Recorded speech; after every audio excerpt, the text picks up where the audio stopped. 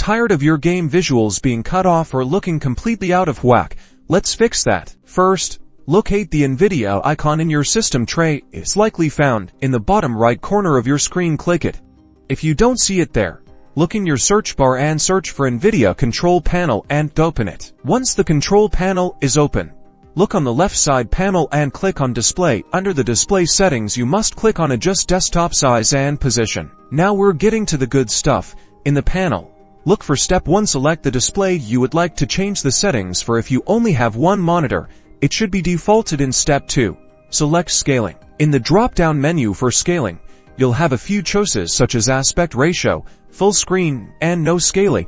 If you want your game to fit the screen, but keep the original aspect ratio, select aspect ratio. If you want it to stretch to fit the entire screen, use full screen. Remember to check what works based on your monitor. Next, under perform scaling on, you want to select where the GPU will handle the scaling. If you have a powerful GPU, choosing GPU is generally the best option for the highest quality. Select GPU. Once you've adjusted these settings, press apply. The game visuals should now be correctly aligned and optimized. Congrats! You've successfully tweaked your display.